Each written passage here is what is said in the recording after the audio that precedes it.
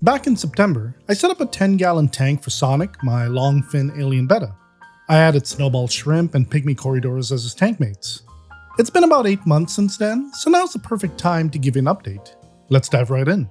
Starting with the plants, the Rotala blood reds I originally planted, I had to pull them out.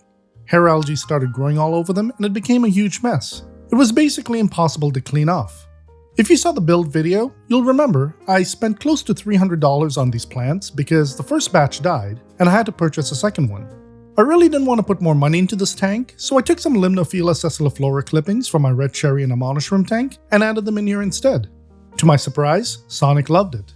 He immediately started resting on the offshoots, and the shrimp now have this dense jungle they can hide and feel safe in.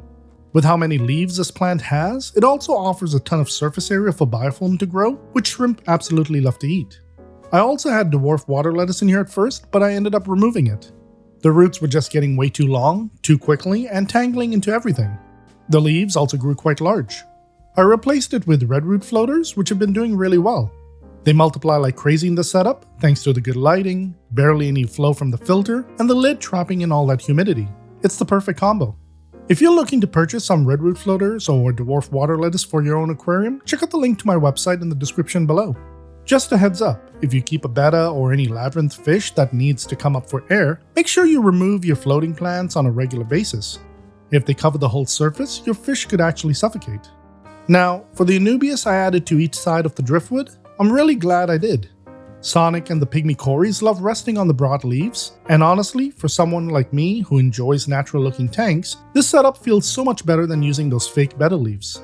I also added some dwarf chainswords to the foreground just to bring in a little extra touch of green along the bottom. It's a small change, but makes a nice difference. Now, when I first set up this tank, the lights sat way too close to the glass because the stands were really short. That caused a lot of algae to grow, especially on top of the driftwood. So I found some 3D printed light risers on Etsy that lifted the fixture about 5 inches, and ever since then, I haven't had any algae problems. It made a huge difference. If you're looking to get some light risers for your own setup, I've linked the Etsy shop I bought mine from down in the description. When it comes to keeping a betta with shrimp, you never really know how it's going to go. They can have a peaceful temperament or wipe out your entire colony. Luckily, Sonic's been pretty good. He doesn't bother the shrimp, at least not the adults, but every now and then I do catch him hunting the newborns.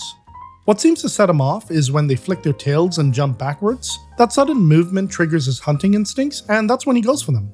Now, if you're thinking of adding a betta to your own setup, it's a good idea to have a backup tank ready, just in case things don't go smoothly. If your betta turns out to be aggressive towards its tank mates, having that extra tank means you can separate them quickly and keep everyone stress-free. As for the Snowball shrimp themselves, they're doing great. I started with a small batch of about 10, and now the colony is thriving. They're all over the tank, and honestly, they do a pretty good job of keeping things clean. If you'd like to learn more about keeping and breeding Snowball shrimp, check out the video in the top right corner. Now, for the Pygmy Corys, I did lose one a few months in. Out of the 6 I added, one seemed to develop a swim bladder issue and didn't make it, but the other 5 are doing perfectly fine. They're always out and about, swimming together across the tank, and they add so much energy to the setup. All in all, everyone seems to get along really well in here, and if I had to do it all over again, I wouldn't change a thing. When it comes to feeding Sonic and his tank mates, I like to mix things up.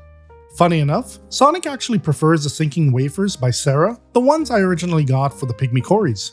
He tends to ignore the betta pellets and powdered foods, which is a little odd, but hey, he knows what he likes. As I mentioned earlier, he does go after baby Snowball shrimp from time to time, and he absolutely loves live and frozen baby brine shrimp. The Pygmy Corys and Snowball shrimp go crazy for the sinking wafers too, but they're also big fans of the premium food I feed from my own collection. Their main staple is Fuse, a powdered food that's packed with protein, algae, omega-3s, and other high-quality ingredients. I feed it about 3 times a week. Then there's Buzz, which is 100% natural bee pollen. It's loaded with vitamins, minerals, amino acids, and antioxidants. I feed it about once a week just to give their overall health a little boost. If you'd like to try out Fuse or Buzz in your own shrimp or community tank, you can get 10% off when you use the promo code FOREVER10 at checkout. I also run extra deals on my website from time to time, and many of them stack with this discount, so it's definitely worth checking out. You'll find the link in the description and pinned comment below. I've got to say, I'm really proud of how the setup turned out. And who knows, maybe down the line I'll set up another betta or labyrinth fish tank with a different species of shrimp. Do you keep a betta or another labyrinth fish with shrimp?